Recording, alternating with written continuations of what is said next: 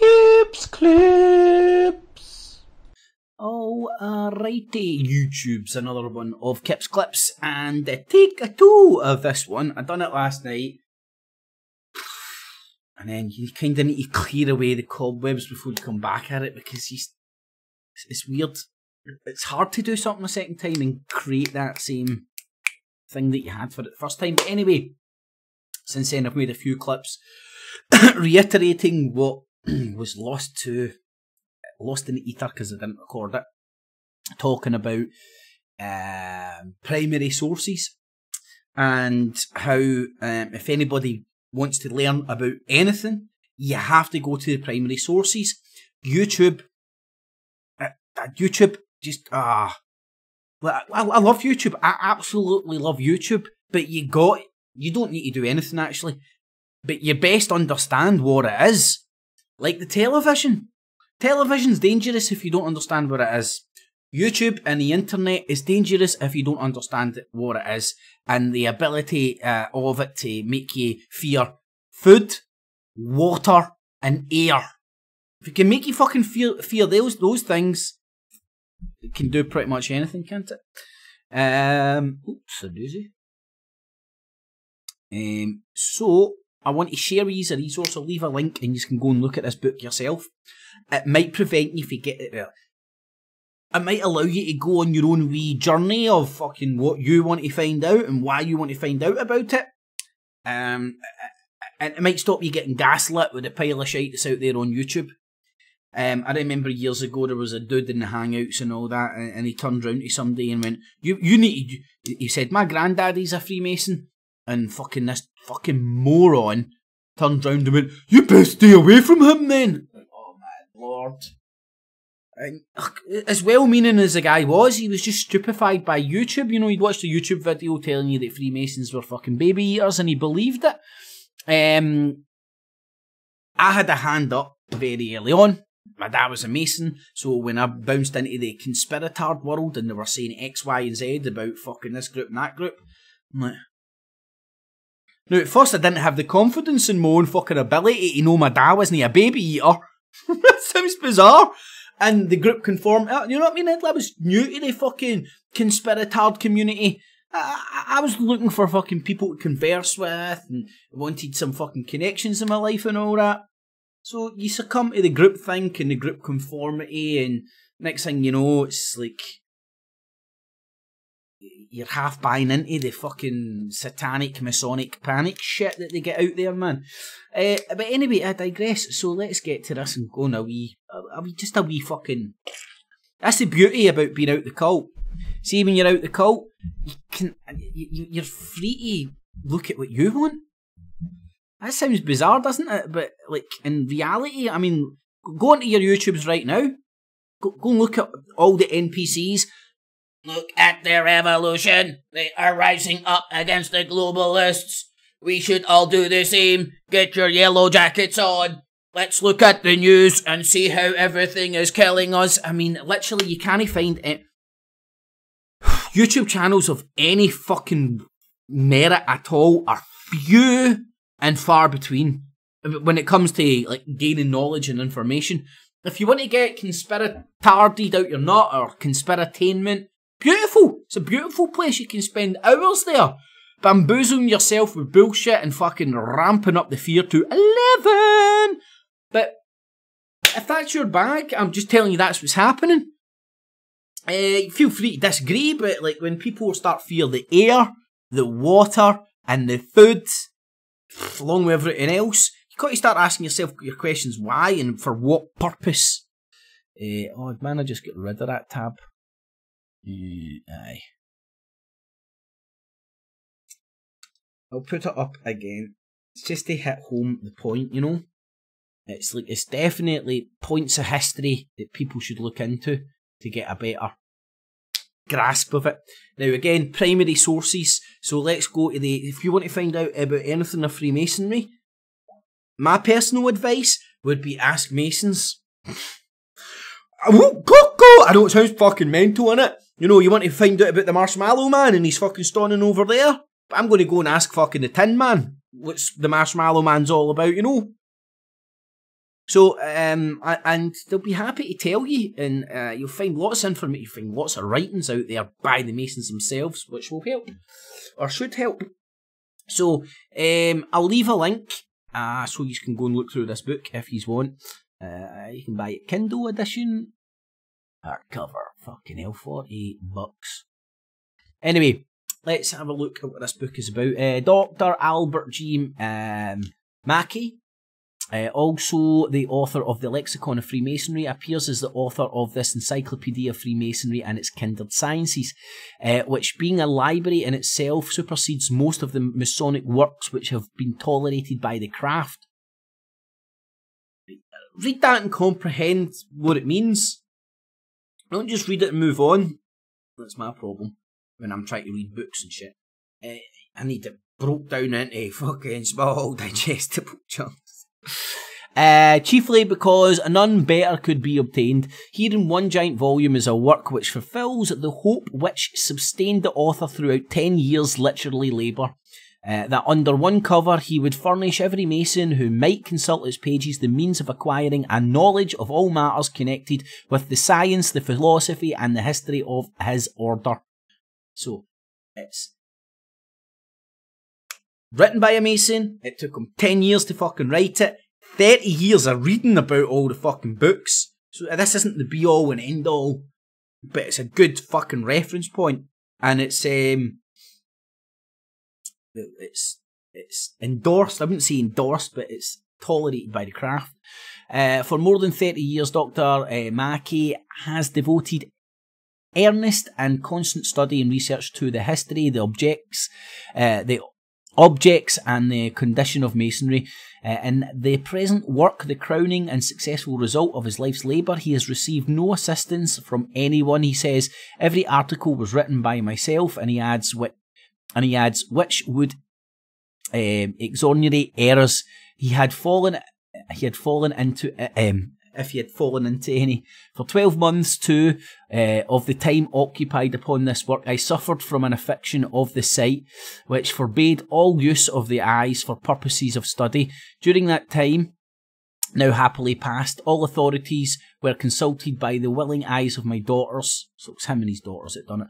All writing was done by their hands. I realise for a time the picture so often painted of the blind Baird dictating his sublime verses to his daughters, and his preface closes in the words, were I to dedicate this work to at all, my dedication should be to filial affection. Is that his daughter's name or something? Upon up to the present time, the modern literature of Freemasonry has been diffuse, lumbering, unreliable, and out of all reasonable proportion. So, it would be a good point of reference if you wanted to find out anything about Freemasonry, rather than YouTube. Or if you're watching YouTube and YouTube spurs something, and you want to find out more about it, go and check with this. It's just one resource. It's just... What did I do this? Oh, it's here. The next book I would consult, or another book you can consult, and there's many out there. Many! Right? Is this one. Oh no, that's Snoop Dogg's cookbook. Also has its uses though if you're fucking got the munchies. But this one, now, again, reading Masonic literature allows you to get a better idea of what they're on about. Reading more than one volume of Masonic literature, from different areas of the world, different people, so on and so forth, allows you to cross-reference it and get a better, broader picture of what's actually going on. But it does take time and reading and stuff. It took 10 years to put this book together. But anyway, I thought I would share the resource. I'll leave a link for this down below. And you can go and check it out yourself. It's on the Google Books. You can view it and you can search it, so on and so forth. What was I wanting to do? Right, I wanted to recently I was talking about Old Govan Parish Church, its connection with Dumbarton Rock, its connection with the King Arthur legends. King Arthur was rumoured to be in the UK as the king that was fighting defending Britain, the Britons, from the invading Saxons in the 5th and 6th century. Now, this was the Middle Ages, this was the Dark Ages. God almighty, I hope I'm not having a brain fart here. Please check this out when I say this, because I'm sure, like, I've checked this out before, and to the best of my recollection, the Dark Ages are considered the Dark Ages after the Romans pulled out, after the collapse of the Roman Empire, and then the chronicles and the written accounts, and the written accounts of history and what was going on falls to a minuscule amount. I would say for obvious reasons, to me, maybe not to others, but for the reasons that the Romans were the ones that were all about writing down the documenting of what is going on and stuff. You could argue to what degree of honesty and what degree to just push people's honour and reputation would be debatable. But so the amount of documented accounts of King Arthur and the legend are very minimal, although they are there. But what I want to point to is the fact that it turns up in the Encyclopedia of Freemasonry. Make of that what you will. I don't know what to make of it. Other than I'm going to show you, I'll show you Camelot. I'll show you Camelot. It's in Falkirk.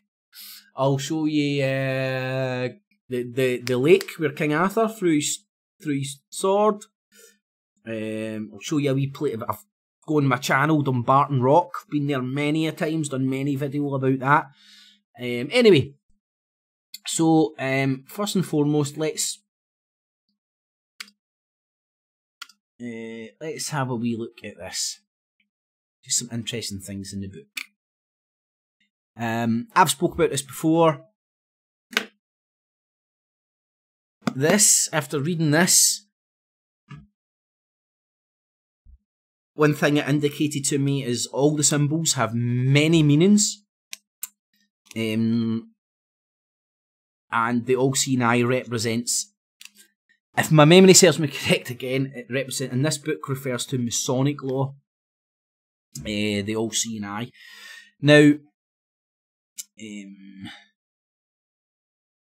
all-seeing eye, all souls day, right? So, let's go to the all-seeing eye. Now, if I know how to work this correctly, which I probably don't, I think these bits here represent where... better get these things here. My mouse was in the wrong screen there. Represent where it shows up. So here's the first section in the Masonic Encyclopedia that talks about the all-seeing eye. So, I mean, think of the amount of things. Think of how gaslit people have been fucking turned with that symbol. They don't even know what it means, what it represents, where it comes from. They don't care. I thought it all about Masons and they hate babies and they're devils. And that's the moronic attitude of fucking, unfortunately, the vast majority of fucking humans out there. So, all-seeing eye. There. The all-seeing eye. On page 52, Dr. Mackey interpreted the all-seeing eye as a symbol of God's omniscience. I can say that perfectly fine. I've not been trying to find out how to pronounce it using Google. Omniscience. Omniscience. See, that's exactly what I said, Bit Omniscience. Omniscience. That's exactly what I said. Right? I still won't be able to say it. Omniscience. Right? The more I try and say it, the more or less I'll say it. The all-seeing eye is a symbol of God's omniscience. Right? Omniscience is all-knowing, all-seeing, the knowing of everything. Right? So again, use your own head here and the language and the meaning of the words that they're put in there. So you could say it represents God. When Masons talk about God, they're talking about the big G, the geometry, the God, the Fibonacci sequence, the golden ratio, all that jazz, and them knowing everything. So if you notice, and this is just my interpretation, by the way, on the dollar bill, you see the pyramid getting built, and they all see an eye as the capstone, which means the great work isn't finished yet, and the great work is God's omniscience. I'm just going to say omniscience, and again, just this one simple resource and using a wee bit of fucking critical thinking, you can begin to see what the Masons mean when they mean the great work. If you know anything about Masonry and what they hold in high regard, it's writing shit down and keeping records of knowledge.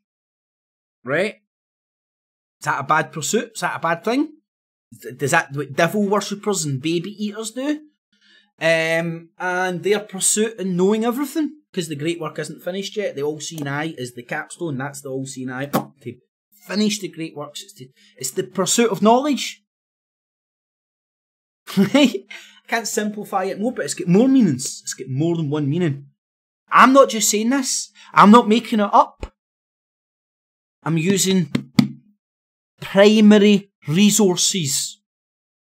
If you don't know what that means, fucking Google it and start, I don't know, practicing that before taking to the fucking YouTubes and fucking spouting pish to make yourself fucking appear like, ooh, I don't know, man.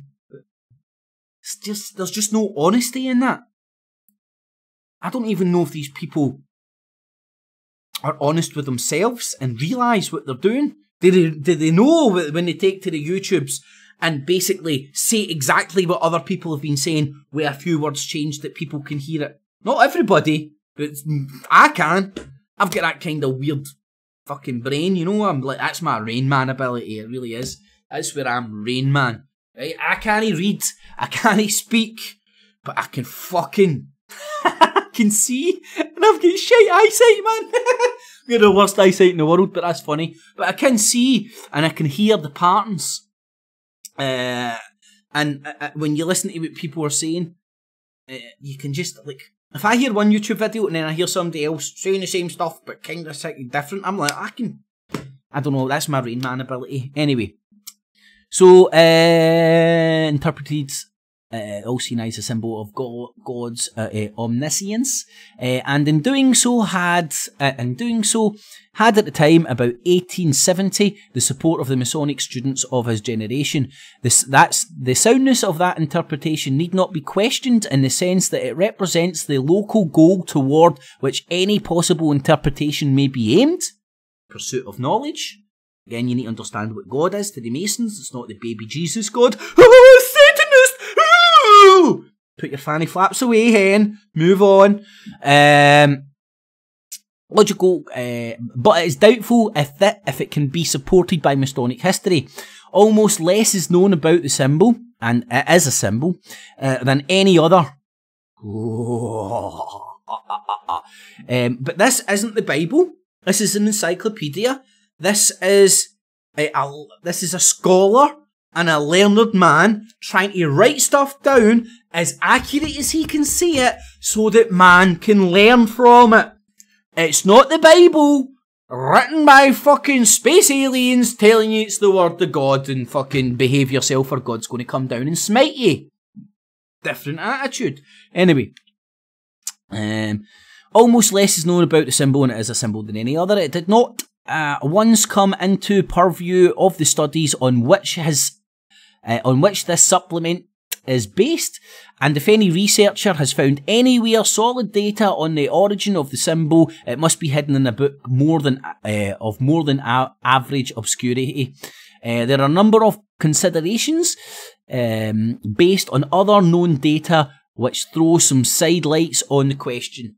Well, I think homeless man Tommy Sheridan, I can't comb my fucking beard, Like, why is it with these fucking people think it's cool to look homeless? And he sleeps in the woods and everything, he's a fucking ogre. Watched not the InfoWars Nightly News tonight, it'll be funny. I think he should, like, he's got a secret Masonic book with secret codes that he just can't tell us and all that. Unless he's under an obligation, which means you'd be a Mason, there's no reason why you can't fucking show us any Masonic writings. Unless he's full of bullshit. He's gaslighting people with flowery fucking language and looking like a hobbit and being Irish. You know how much of his supporters will be fucking windy lickers from America that like him because he's fucking Irish accent? Lots. During the long formative period of the ritual, from about 1717 to 1770, that's the 1717 is the creation of the Grand Lodge down in England. Can't remember, Scotland was like 20 or 30, maybe 40 years after that, until we got our Grand Lodge. Until Grand Lodges came up, all lodges were independent. They had their own charges, their own constitution, and they were all independent. There was no one main body of masonry. It was only in 1717, just before the British Empire started to explode. Lodges were small, convivial, worked while seated about their dining table. They were serious, reverent, and the great majority of Masons were members of a church. Now remember, well, I know, because I know Masonic history. Masonry, the fraternity of Masonry, existed before the Reformation.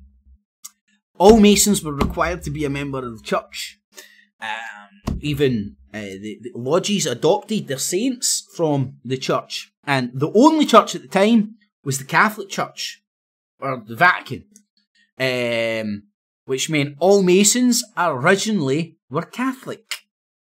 So, can you be a Catholic and be a Mason? You certainly can. You just can't be a backward, windy-licking moron. But that's the only requirement, I would say.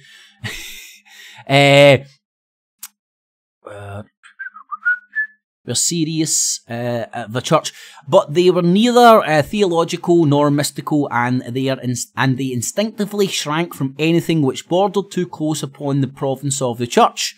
You know, anything that wasn't like licking the baby Jesus arsehole made people scared, didn't it? So slowly catch your monkey, and for those who wanted to acquire the knowledge. It is a province of the church. It is a second rule and interpretation of the symbols on the tracing boards used by those lodges not to begin by assuming a theological meaning, because as a rule they shrank from theology. In Freemasonry before 1717, they shrank from it even more. They were a brotherhood, a fraternity, carrying on the traditions of the building craft, and they never had any consciousness of standing in the tradition of religion. Solemnity, seriousness, symbolism, ritualism, these do not betoken theology because they belong to a man by nature and are found everywhere. Though the all-seeing eye is one of the religious symbols, it does not follow that the early speculative Masons used it as a religious symbol. Speculatively Masonry. Shit, what's the fucking... Right, see before the... Oh god, going into my memory banks here. So, double check this shit. But, before the centralisation of the lodges, the only people that could be a Mason were Masons, believe it or not. Stonemasons, as it says there, it was all about the craft of Masonry. Then when the centralisation happened, and they wanted to get people into the lodge, into the knowledge that weren't Masons, they started speculative lodges. Speculative lodge were lodges that were created that would accept non-Masons as Masons. If that makes any sense. Early speculative Masons used it as a religious symbol. The all-seeing eye may have denoted the divine omniscience. Also, it may have symbolised any one or more of the 5 or 6 other truths or ideas. It may have denoted the sun originally, as it came up at dawn. It may have thus been used by Shakespeare. Ring-a-ding-ding-ding-ding, Shakespeare a Mason? Who knows? And many other writers. It may have meant the Grand Master or the Worshipful Master. and being a reminder of the fact that wherever a man is and wherever he may be doing, he continues to be a Mason, and the eye of the craft is on him. It may have stood for enlightenment, wisdom, intelligence, and it may have been the tracing board's representation of the blazing star in the tessellated pavement, in which case it was again the sun or day star, which shines on through day and night. Now, see all those things there that you don't understand and are just words? And there's some in there that are like to me. Take the link I'll leave, put them into the Masonic, like there's a wee search bar on the side, and you'll find what that means to Masonry. And it's a continuation of these. It's a continuation of doing things like that will build up your knowledge of what these things actually are, what they actually mean, instead of all the gaslighting that goes on YouTube. Which shines on day and night. Note, until modern astronomy made a number of its difficult facts familiar to everybody, the majority of men did not see any necessary connection between daylight and the sun. It's crazy, but it kind of makes sense, doesn't it? Because the day began before the sun appears and remains after it has shrunk. There are many omnisciences, and in addition to those known to theology and the metaphysics, the omniscience of law, right? So again, this is where I fucking hate that. You can't highlight that shit, which is really... Let me see, I'll just try and... So I can get back the omniscience of law, right? So, when and listen, I've spoke to a Mason about this. This isn't conjecture. This is... I'm seeing shit that is there.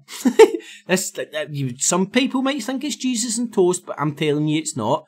Right, and you can either believe me or think I'm a batshit fucking crazy. Right, well, there's an obelisk right in the middle of George Square. Here's a pyramidic structure leading up to... Why is that weird like that way? Right, but what? Leading up to an eyeball. I mean, it's a maze on the ground, it's not the all-seeing eye, which represents law. And it's just a coincidence that the pyramid and the all-seeing eye just points directly to the High Court of Glasgow, which is just in front of you there, which you would have to walk through the McLennan Arch. And the McLennan Arch was formerly, like, what would you call it? A fucking nightclub for the Victorians of Glasgow. Go and check in it, it's quite interesting. And then when the building had to come down for redevelopment, they took the archway of the building and situated it down in Glasgow Green. But it was basically like where you used to go and get drunk and high and fucking a wee bit of How's Your Father and all that. You know, a wee bit of time, a wee bit of downtime. You know, the day and the night. You know, work hard and play hard. So... This is why people may think I'm batshit crazy when I'm telling them all this. The Mason I was speaking to certainly didn't. This book certainly adds weight to what I'm saying. And you won't find this in any book. In fact, I need to caveat myself. I can't find this in any book. See this information I'm telling you? No, it's not written down. It's not written down anywhere that I can easily find it. Right, but again, it's all about the eyes to see, isn't it? And again, because... Let me get it around this way. And again, may sort of a saying that is... could be conceived to be like an owl-like figure. Again, at the tip, at the apex of a pyramid. That's me just reading shit that isn't there. That's me just batshit fucking crazy. I would argue not, but others would argue that I am. So, who wins? You decide. Now, let me see if... Hey, hold on. Where the fuck am I in my city, man? Hold on a second. And I'll get us to where we want to go. There's St. Enoch's. I'm looking for the George's Square. There's George's Square there, right? Now, this is the geometry. This is the pattern that's laid out. almost every town and village and city that I've been in Scotland. Right, but this is the Masonic layout. So what you'll find is a square. Times Square, Red Square, Independence Square, Trafalgar Square. The name goes on and on and on and on and on and on and on and on and on and on and on and on, right? All these squares. What you'll find round this square is the town hall. Let me zoom in. There's the city chambers there. And a post office. There's the post office, the old Glasgow post office right there. As well, and banks and hotels and stuff, right? It's the hub of the city. Right, when I was up at Fort William with 5 and fag paper, we done this. I didn't even research it before I went there, but it was like, alright, this is the town square.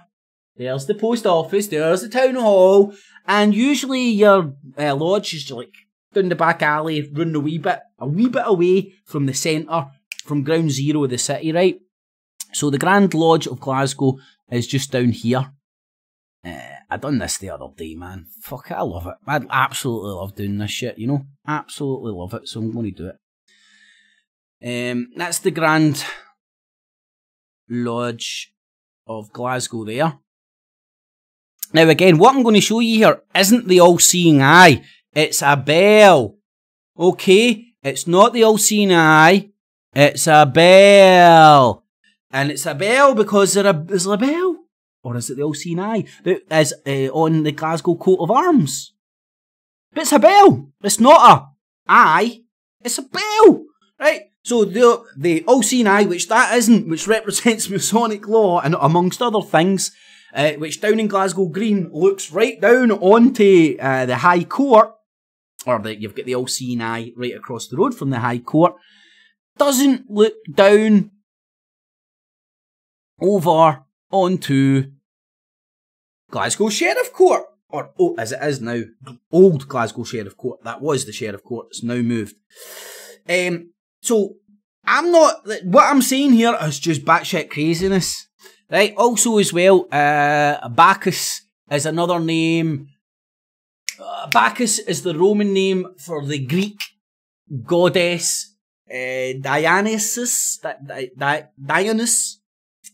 Who is commonly represented. He's the fucking, was it the god or goddess? God, I think it is. But he always looks fucking feminine. Statue of Liberty, anybody? You know, fucking male and female, androgynous features. Anyway, it's commonly shown with a staff with an acorn on the end of it. And nobody could say that looks like a staff with an acorn on the end of it. No. It's just a wee column with a basket of tools on it. It's not a staff with an acorn on it. Now, this is why I'm going to be doing esoteric tours of Glasgow, because no one else is doing them, and I got the knowledge to see what's right in front of our faces. And it's amazing once you can read this language. And again, oh well. And if you go and right, there's the Grand Lodge, right? People that know Glasgow, I can't remember, is that the Polo Lounge or shit, right? That's where the first gay clubs in Glasgow first were acceptable and were allowed, not allowed, but you know, like, how can you say it? It's like that, I don't know. That's where all the gay clubs and all the good nightclubs and all that were back in the day, the Merchant City, right? The Corinthians right round the corner and all that. So this was where you went to party hardy. Where you're gay, straight, anything, right? Now the reason I'm pointing at the gay clubs is because gayness was, like, in my lifetime was, in fact, my lifetime was pretty much being accepted. You know what I mean? But in my knowledge, the sexuality of gayness was one of the last ones that's been kind of not recognised, allowed or accepted in the general populace and all that. And I would argue it's no coincidence it's right outside the Masonic temple, the Grand Lodge of Glasgow. Anyway, let's get out of that. There's other stuff I want to show you. Again, if this shit doesn't interest you, switch off, man. It's like I'm in no hurry. This video isn't fucking, this isn't making a wee 3 to 6 minute video just to get the clicks. This is I'm making a video to share some of my knowledge with people who are interested in this shit. Simples. Right, so there was at the omniscience of the law, the omniscience of the government which keeps its eye on every citizen, etc. If the first Freemasons had a symbol for omniscience, it does not follow that it was therefore the divine omniscience that was meant. Aye, makes perfect sense. If their symbol signified the divine omniscience, it does not follow that it would have had for them a depressing meaning. As if the omniscience were for no other purpose than a final judgment day. Omniscience needs not search a man out. See, they're saying, like, the fact that they're keeping their eyes on you, they're all seeing, they're watching you, wherever you are, you're getting fucking watched. That's not a depressive thing. It's meant to be good. It's meant to buck up your ideas and make you fucking behave that little bit better. It's how you look at it, innit? Then a final judgment day. Omniscience needs not search a man out in order to condemn him for his sins he has tried to hide. It may search him out to honour him for virtues he has tried to hide. The sword pointing at the naked heart is another emblem. It's the initiation, I believe. You get the heart, the sword pointed at your heart. But that's not a bad thing. It's a good thing. Which need not have a depressing meaning. It should have rather a cheerful meaning, because when justice searches out every heart, it means that the men have security, live in civil order, and therefore can be happy. We could use the all-seeing eye as a symbol of the divine omniscience. We could use it at the same time as a symbol for what ought to be the fraternity's own omniscience. The word need not be defined so obviously as many think it should, in the sense that it never loses sight of a man once that man has become a member, not even if he does not attend a lodge, or is confined at home by illness or accident, or is moved away. So, there's the Freemasons Encyclopedia.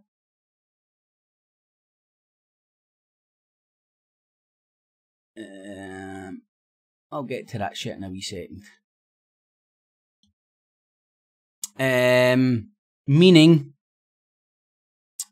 of the all-seeing eye. So now when you, like, people will talk about the all-seeing eye and then just leave it there. They won't go into the meaning, tracing its origins, what does it mean, who does it mean it to, so on and so forth. They'll just say, all-seeing eye, Masons, baby ears, Bohemian Grove, and just gaslight you out of fucking all your brain cells.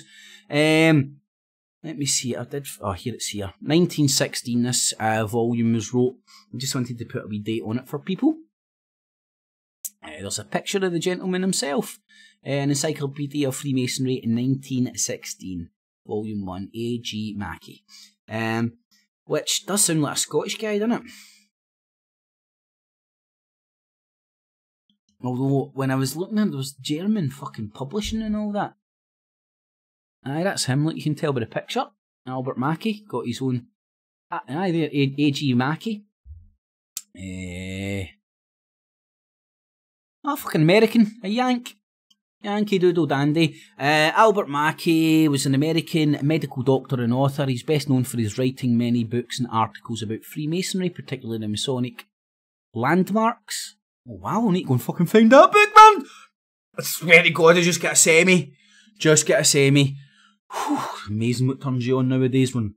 Oh no, I mean yellow shirts! New World Order, Illuminati, fucking Deep State, Ball State, Trump, fucking Theresa May. Blah. That's what I should be focusing on.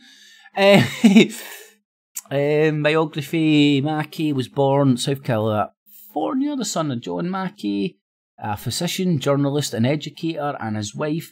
His father published the American Teacher's Assistant and Self-Instructor's Guide, containing all the rules in arithmetic property explained, etc. Charleston, 1826, the most comprehensive work on arithmetic that had been published in the United States. His brother Edmund McGregor Mackey, later a member of the US House of Representatives from South Carolina.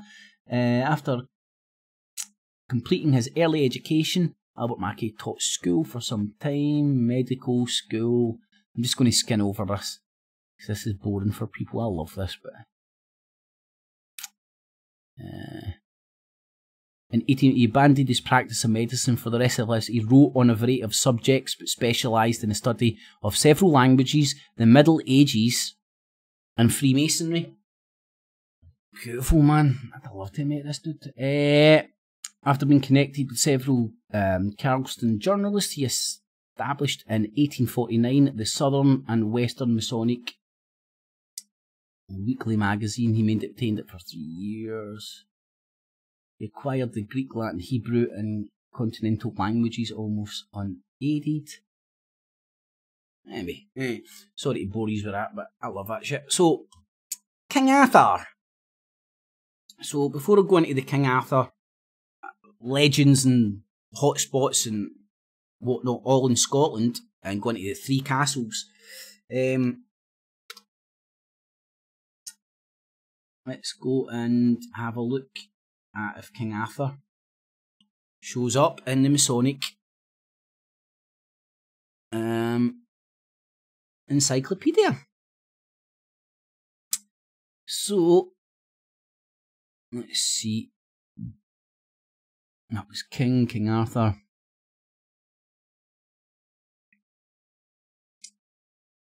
Right, let's start at the first one,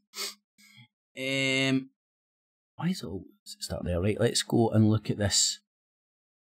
Excalibur. I'll show you where Excalibur was. It's in Scotland, man. I'll show you. King Arthur's famous sword, which he withdrew.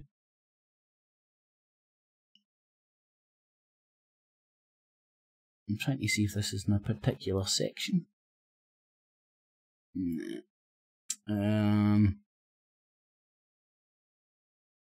I'll show you the lake where King Arthur threw it, right?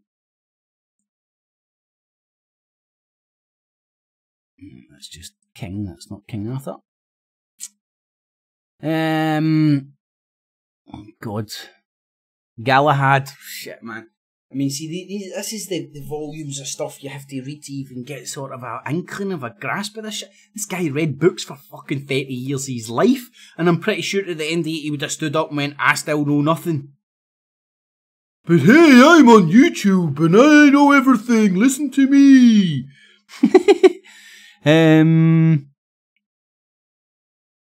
Talking about the Holy Grail and all that jazz. I think there must be another one down here. Let me see, is there another one just down here?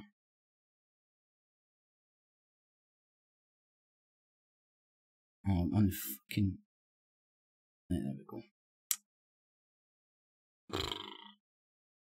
What's this about? Ironworker and King Solomon. So they're talking about, in some of the legends, King Arthur and King Solomon getting switched around. And you can go, and I'll leave the link for this down below. You can go and check it all out. The book, OK Oath, printed 1649 at London, aims to give the several forms thereof, both ancient and modern, faithfully collected out of sundry authentic books and records, not herefore extant, compiled in one volume, and on page 125 has the oath of the Knights of the Round Table in the time of King Arthur. An identified period, a period usually assigned within the 5th and 6th centuries. Said that earlier. However, the quadruple pledge has afforded an example for later chivalric bodies, and thus is of importance to Knights Templar. So, just that wee bit there, hopefully will give you an inkling, a ball here, a starting point of why the King Arthur legend is inherently linked to the Knights Templar, aka the Masons, and this will make sense. The fact that it's in the Masonic Encyclopedia and quoting chronicles, if you want to call that, books, shows there are scholared, learned men who have fucking done nothing for 30 years than read books that add weight to this. There's weight in it, right? So, let's King Arthur's sites in Scotland. And of course, this is all a coincidence. A wee coinky-dink. Now, there's Camelot there. There's Arthur's Seat. I'll show you that. I'll show you Camelot. Dumbarton Rock. That's the one I've been to myself. Loch Lomond.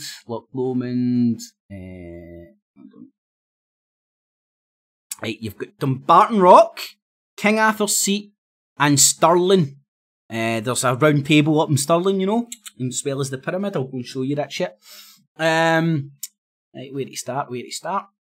Right, first let's start on the map and show you these locations. And all that jazz. Right, how to get out of this?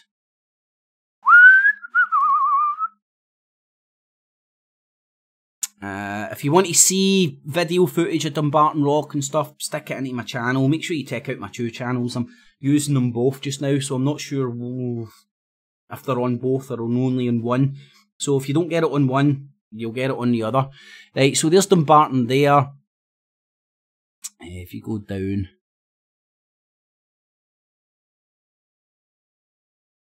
there's the castle there. There's the square of the bowling club. I say no more. The square of the bowling club. And wow, wee man, Dumbarton Castle. Oh wow, look, you can go right up fucking there. Beautiful. Let's plonk ourselves right there. Oh wow, brilliant, man. And I see I don't know if anybody did you see that. I think I use it as the banner on my YouTube, or maybe I can't even remember what I use it as now. If you've ever seen that picture of me looking out, that's me standing in Dumbarton Castle, Dumbarton Rock, looking out over the Clyde Estuary.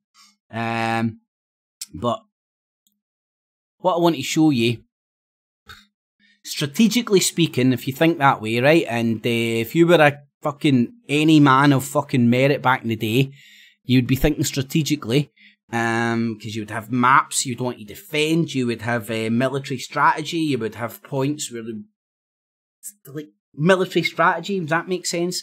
So you control this big fortified fucking rock.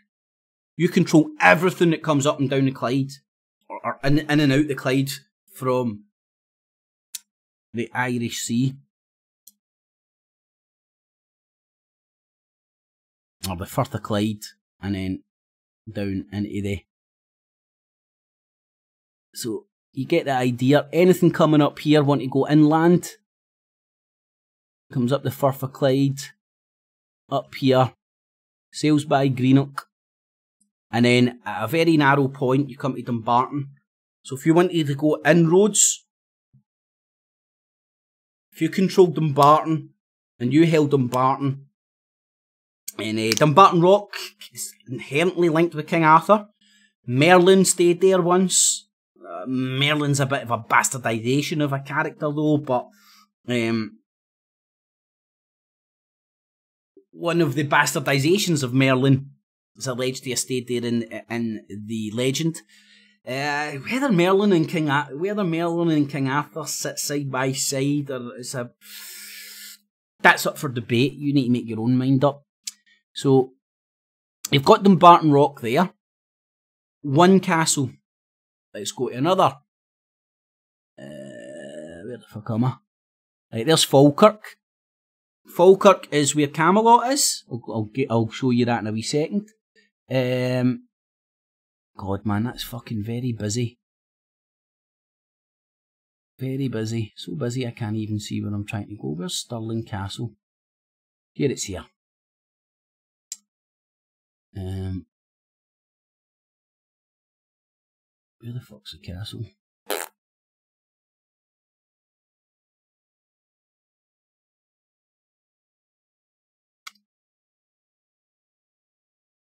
Save me fannying about. Trying to pretend I know exactly where it is. I know roughly where it is. Oh, there we go. There's Stirling Castle there, right? Let's see if I can show you the pyramid. There's the pyramid there. There's the star pyramid there. And all that jazz. Again, stick that into one of my channels. You'll get me up there taking pictures and documenting that. I don't just sit here and look at shit on the Google Earth. I look at it on the Google Earth and go, I want to fucking go there.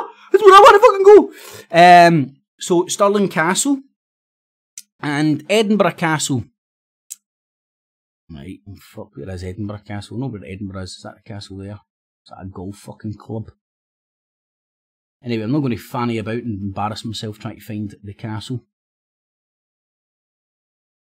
And people familiar with the geography of Edinburgh will just be laughing at me, I know, but fucking hell, it's not my city. Right, but Edinburgh Castle is in that general vicinity, right? So again, strategically speaking, from Dumbarton to Edinburgh is the narrowest point in the whole of Britain. Right? If you wanted to go from east to west or west to east for whatever fucking reason, that's the place to do it. That's the quickest place to do it. You control those 3 castles. You control this wee small central bit of Britain here. You're a powerful person. You're strategically very smart. And how did they control it? 3 castles. And all these 3 castles are inherently linked with the King Arthur's legend. You've got King Arthur's seat over in Edinburgh. You've got the Round Table up at Stirling Castle. Or is it in Stirling? I don't know. Actually, I need to check that out. And you've got Dumbarton Rock down in Dumbarton. And strategically speaking, back in the day, if you were fucking King Arthur and you were defending Britain from the fucking Saxons, these would have been very, very important castles and points of the land. Now, also as well, like, if you go and look at the Kingdom of the Brits and all that, the Saxons invaded. Best of my knowledge, it was kind of along, fuck, what do you call it, the east coast of the fucking that bit there, where my moose is at, first. So the very much the west coast was all still the Brits and stuff. So if you wanted to keep yourself, your family, all the royalty and whatnot safe, thing about the west coast and Wales and all that, you'd get boats in the Irish Sea and you could come up to your safe haven at the wee small cellar land of the 3 castles. You know what I mean? If somebody comes to invade one of the castles, you jump on your fucking horse and go to the other one. Somebody tries to invade that, jump on your horse and go into the other one. You get 3 castles in a very fucking close proximity to each other that are very strategically important. And Dumbarton Rock was some fucking fortress. I think it's only fell 2 or 3 times, if memory serves me correct. One of them with the Vikings. Because the Britons used the Scots and the Picts used to attack the Brits, the Britons there. So that's 3 castles that I argue, and have argued for some time, are important. Now,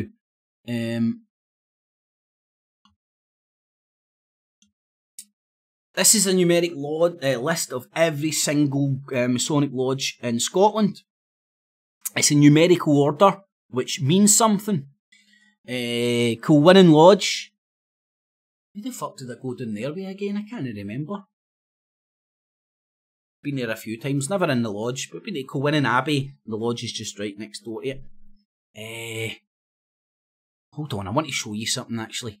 I'll give you some knowledge that I've witnessed myself. I don't know what it means, but I just know it's a sign. See if I can get a wee picture right here. Right, here it's here. This is it. Beautiful. Shows you exactly what I'm talking about. See that, what do you call it? Gable end, I think you'd call it. I'm no builder. Gable end, I think. See the way you've got those steps? That is the exact same symbol in the sarcophagus of Glasgow Cathedral that's the Knights Templar. No, ooga booga booga, there's no website or anything, it's just me telling you that. I got that off the fucking religious guy. What do you call the head of a fucking proddy cathedral? Anyway, it was the minister or whatever his title was that was speaking to him. Man, he must have been bored that day. Nobody must have been chatting to him. Honestly, I was chatting to him for about fucking a good few hours. He was showing me all the stuff and all that. Brilliant, man. See, the Glasgow Cathedral's on the fucking esoteric tours of Glasgow as well. So, just that wee gable end there. Now, my argument is that gable end and the weird step in stones, which I think represent a ladder, but that's only my best guess. When I see that on buildings, I see a gang sign. I could be seeing Jesus and toast, but I'm pointing at ground fucking zero of Freemasonry. Literally ground zero. This is the oldest lodge in the world with the oldest records. Anyway, I'm fucking distracted. I'll be here all day. And what does it have on its fucking emblem? Don't know if you can see that there. If you can't see it, it's 3 castles. Now, I have not confirmed this through any other. This is just my conjecture right now, right? It's all my conjecture. I've not confirmed this anywhere else other than in my Looney Tune head. So, it's the Mother Lodge of all Freemasonry, but not. And it actually says Mother Lodge on it and all that, you can see up there. Well, let's go to the shop. I want to go and visit that so bad. What the fuck's this film? Let's watch this, eh? This journey begins with a short hop from London to Scotland. Scotland has had a considerable influence on the creation of English Freemasonry. For one simple Ooh, really? reason, Scotland has always been able to preserve its traditions. Scotland has the longest records about Freemasonry, so we've got an influence of all Freemasonry every right in the world. So, see all these fucking retards up in Scotland, hey, we're ruled by England, No, I don't know, you fucking dumbass. Have you never noticed in the British Isles, the Scots are like the Jews? We're overrepresented in everything. On TV, and journalism, and football management. You know what I mean? You go down to England, you can't move anywhere for bumping into a Scot. And that includes the homeless. That includes all the homeless in London. Anyway, Google that shit if you want to go and watch it. This first stage is a trip through time. I went to Kilwinning Abbey. Look, there's the steps I'm talking about, right? See, when I see that, I'm like that Masonic gang sign, right? My way of confirming it is I see it there, I see it on buildings that, in my opinion, built by the Masons in Victorian times, and on the Knights Templar sarcophagus in Glasgow Cathedral. Most famous lodges in the world. Mother Lodge of Scotland, number nothing. It's the local attraction of the village of Kilwinning. True story. Years ago. Many moons ago. Kinda seen a lassie, if you could say that, from there. At that time I had no idea, but it's fucking... Aye, Proddy Central. This is the Mother Lodge of Scotland, the lodge without a number, the oldest lodge in the world still in operation. Originally from the Eglinton muniments to the Shaw statutes of 1599-1600 of William Shaw, the King's Master Mason. Wow, man. All you need to do is go and chap on their door and say, listen, I'm fucking interested in masonry, can you show me around the lodge? And they'll show you around. I need to go and do it. With numerous references to the Lodge of Kilwinning here being the ancient head and principal place. So, this is surely the foremost, if not, as is claimed, the Mother Lodge. The lodge has been installed since the 12th century in the abbey, of which only the ruins remain today. I'm going to go and watch that in my own time. You just might find it a bit boring. Look, see, there's the obelisk. But again, that doesn't mean anything, people. It's just it was a fashion accessory and fun in Victorian times. Shit, why was I doing that? There's the Mother Lodge at Edinburgh. I think, again, you get the 3 castles on it. I mean, let me see. Well, that looks like some sort of fucking time warp, doesn't it? There's the 3 castles again showing up in that. No there's the 3 castles again showing up on that. There's the 3 castles again and the Tree of Life showing up on that one. 3 castles again showing up on that one. Notice the theme. So this is the stuff that's adding weight to some of the not conclusions, but some of the ideas I'm putting out there, and especially with the 3 castles. And then if you look at the King Arthur thing, I'll be here all day talking about this, man. I told you, pig and fucking shit, right? King Arthur's seat, right? Make of this what you will. Well, in fact, let's read this. Arthur's seat is a huge crag. You know what my name is? Craig. Same as crag. It's a crag. Craig came from crag. It means... It doesn't mean I'm a big fucking lump of rock. It's meant to mean you're a big fucking solid rock, you know? Just like me. I've been drinking my tangy tangerine. Anyway, the towers above the city of Edinburgh. It has been known as Arthur's Seat since the 15th century. It is probably named after a local hero who happened to bear the name Arthur rather than any connection to King Arthur. Right, so you make your own mind up. It's legend. One thing, like, see if you look at the Victorian expansion of Glasgow, which I have in very great detail, man. What you'll see is they name all the streets after everything, all the legends that they were talking about. There's Templars Avenue just over there in Knightswood. There's Danes Drive, the Tribe of Dan. All about here, Knightswood. You've got Jordan Hill. Where else do you get Jordan? Across the Jerusalem. What else have you got? Annie's Land, Annual Land. And you've got this area up there called Templar and Knightswood. So you've got this area, Knightswood. That was the area the Knights Templar were given by the Scottish King David, if memory serves me correct, when they all returned from the Crusades. They were given land over in Edinburgh. Everybody's familiar with that, Roslin Chapel. And they were given land over here in Glasgow, Knightswood. Now, call me crazy, call me fucking crazy. Go and look at Roslin Chapel, and there's a wee place next to it called Temple.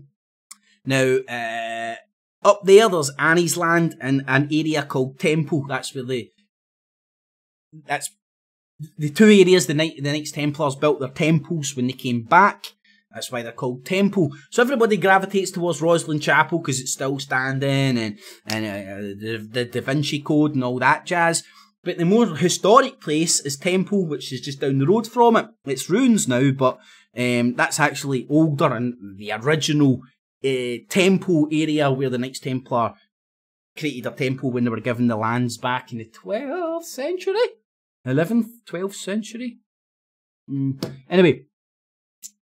Where was I talking about there?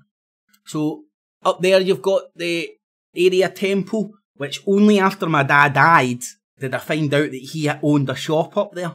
It's weird, the synchronicities, man. Weird. I'm up there, walking around Temple and all that, because it's called Temple, and I'm investigating all the names and places and all that of Glasgow. And then I tell my mum, and my mum's like, your dad used to have a shop there. I was like, what? Motherfucker, what? The synchronicity is just scary. That is the fucking universe. I don't know about you, call me crazy. The universe talks to me in mysterious ways. It tends to be just symmetry, you know? Things just rounding itself or squaring itself off. So there's Arthur's Seat. Let me show you where that is on the maps. See, I could easily go somewhere and do lectures and not even need any notes. Just fucking a computer and fucking cunts willing to actually listen. And I need to do it somehow. There's Arthur's Seat there. Wow. You need to go up. You don't need to do anything, man. If you're fucking in the vicinity, go up, take a wee walk, go up there. It's beautiful, man. Get pictures of me with a wee glass of wine, a big cigarette, and I took a wee bowl of goodies on tour and had it sitting on Arthur's Seat and all that. Get pictures of it and shit, man. I know I'm crazy. It's just shit I like to do. So there's Arthur's Seat. Let's show you Camelot next, eh? Let me wee look at King Arthur's Camelot.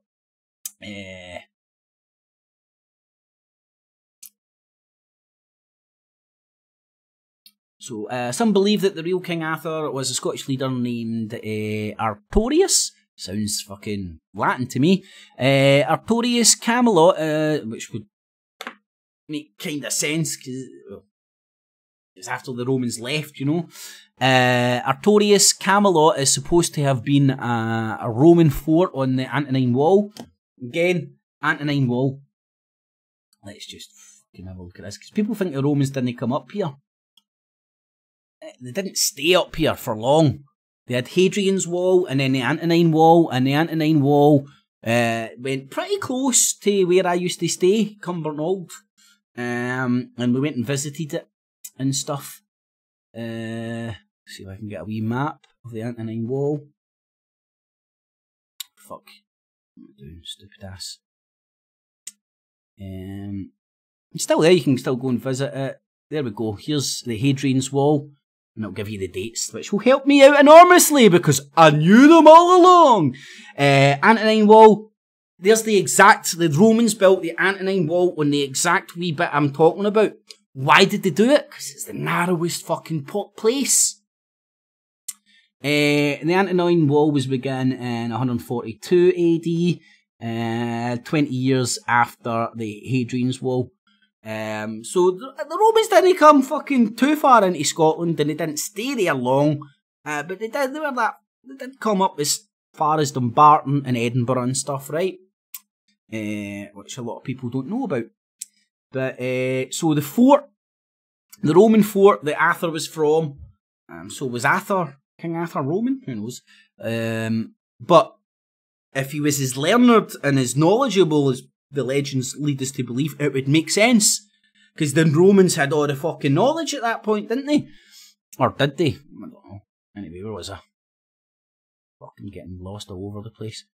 Right, let's close some of this shit I don't need down. So I'll get a wee bit less mumble jumbled all over the gaff. It's not that I'm looking for. It's not actually this. Then this fortress was known as Camelon, and hence the name Camelot. Right. So I know that jazz. Right. So you've seen Camelot in the fairy tales. Now see it for real.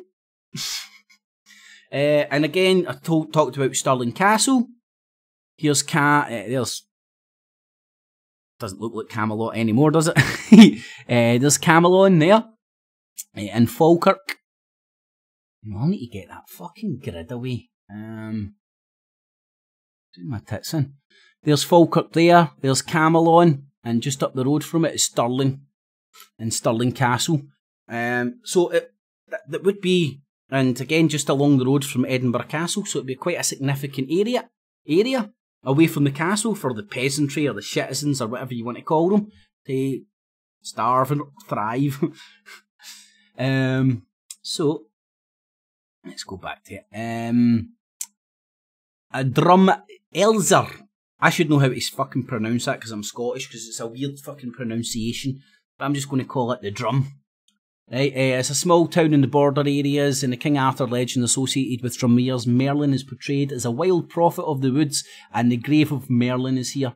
So if you want to know where Merlin is buried, apparently, and you need to go and dig into all these legends and fucking double talk and all that yourself, because it's not like it's confirmed or anything. This is just a wee walk down mystery lane.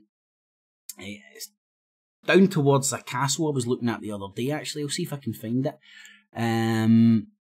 So that's Merlin's burial. Oh no, in fact, I'm getting mixed up a wee bit there. That's Merlin's burial place. Let me see. Nah. Oh, there. Hold on, Castle Douglas. Is that the one I'm looking for? No, it's no. Bastard. There's a lovely wee pyramidic shaped castle I came across the other day. Anyway, let's stick on the Merlin ticket. Dumbarton Rock, been there, seen it, done it. Dumbarton Rock is in the town of Dumbarton, west of Glasgow. It was a stronghold in the 5th and 6th centuries, King Arthur time. The time of Arthur. Evacuation has revealed that earthwork ramparts defended the site, and shards of Mediterranean amphorae pottery have been found. So pottery from all over the world, so it was a kind of trading port. I found any association with King Arthur is less certain. Loch Arthur. You know, my dad used to employ a guy called Arthur. Anyway. I don't even know where Loch Arthur is. Oh, right, that's where I was getting my mixed up from. Right, let's see if I can find this fucking castle. There's Loch Arthur there. Nah, I've got no chance. Here all day. I can't even remember the name of it, you know what I mean? Otherwise I'd fucking stick it in. But anyway, let's continue on the King Arthur ticket. Loch Lomond is a large lake about 20 miles northwest of Glasgow. Geoffrey of Monmouth tells of an offensive by King Arthur against the Picts and the Scots at Loch Lomond. Geoffrey of Monmouth, he's kind of one of the primary sources for King Arthur legend information. Worthwhile touching base with them if you want to learn about King Arthur. Meagley is in mid-Scotland, north of Perth. Local legend has it that Queen Guinevere made her way to Scotland after the death of King Arthur and died here. I won't show you that. You can do that yourself. Moat of Mark. The Moat of Mark is a hill in South Dumfries and Galloway. This fort was occupied from the 5th and 6th centuries, which is during the King Arthur time, but it is only the name and the date of its use as a fort that makes any King Arthur connections. Let's have a wee. And all that jazz. Let's have a wee shifty to that back now.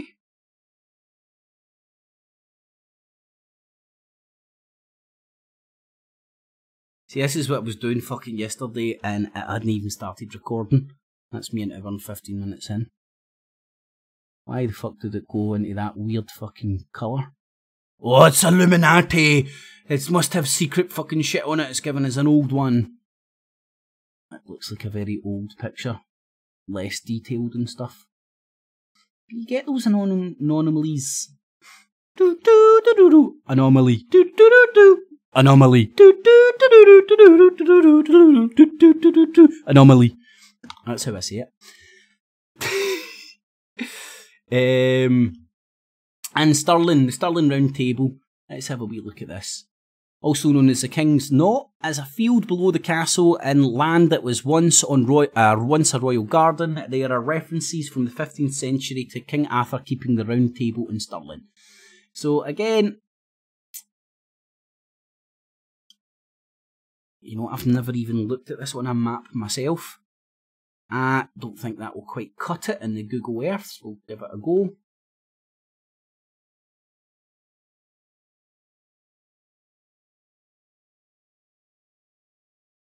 No, it's not cutting it on the Google Earths. But the Google will cope, I'm sure.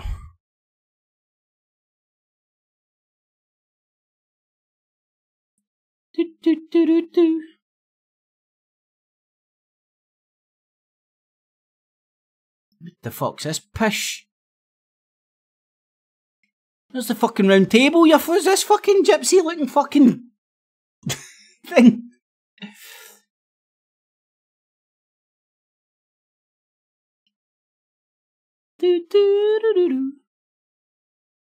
There's Perth, there's Edinburgh, there's Stirling, there's Stirling Castle, there's Stirling Castle there. Right. Once a royal garden. That there maybe. And there's Old Town Cemetery. If you haven't done Stirling Castle, man, it's a must. There's the Star Pyramid, it's called. See it there. If my memory serves me correct, I counted the steps and all that. I think there's 13 steps. I don't want to count. Hold on. 1, 2, 3, 4, 5, 6, 7, 8, 9, 10, 11, 12, 13, 14, 15 in the capstone. 14 in the capstone or 15 in the capstone. Don't know if that's of any significance at all. But again, you've got the capstone with the wee all-seeing eye emblem, which is represented by a crown. But again, it's got the rays coming out, which would, for me, says the all-seeing eye, but for others, they just think I'm batshit crazy. So I think I've done all I want to do. So there's just a few wee things. There's a wee... oh fuck, what's going on here? So, from primary sources, not YouTube fucking bullshit, you can take yourself on a wee journey of fucking shit, man, instead of sitting obsessing over yellow vests and stuff. I don't know, if doing that's your bag, do it. I don't think people understand what they're participating in, or genuinely don't. They think they're fighting the New World Order Illuminati, and they're not. They're a puppet on a string. That or just a useless human being of just their heads been turned to mush by RT because they don't want fucking British citizens being useful at this present moment in time. That or fucking they're dancing to somebody else's tune and propagating fucking some cunt else's shit. So try and be true to yourself. Stay interested in the stuff you're interested in, not what YouTube tells you is important. Get out the cult. It's a beautiful place outside the cult. It's very liberating. You can go and do and say and listen and watch and... Fuck, I can even watch TV now without thinking I'm an Illuminati. Anyway, hopefully you've enjoyed that, man. I will remember to leave... Where's the fucking encyclopedia? There it's there. I will remember to leave this link, which will take you to the Encyclopedia of Freemasonry. Oh God, look, there's the Masons talking about the Kabbalistic process, especially used in the Hebrew language, but sometimes applied to other languages, for instance to the Greek, by which a mystical meaning of a word is deduced from the numerology value of the words in which it is compressed. So, that interests you? Don't get gaslit with cunts going 6 and 6 and 4 and 4 and 10 and 10 and 6 and 6. Go to the source. Go to the... you can find Kabbalistic fucking numerology out there as well. You can find lots of shit about Kabbalism. See, I could honestly just be reading that all day, but fucking... it's getting a wee bit late in the day. So remember, what I do here is digital busking. If you get value and enjoy what I do, consider using the Patreon and PayPal buttons down below. Everything's available and accessible free of charge. I hope to do such a good job, you will consider it. And remember, your spare change, not your life savings. Alright to YouTube, thumbs it up, share it with your friends and your family and your foes. Please help the channel and the show grow. I rely on you guys to do so. And leave all your comments, the good, the bad, the ugly and indifferent. I will read and respond to as many as I can. Alrighty, boob tubes. Catchies! Kips clip.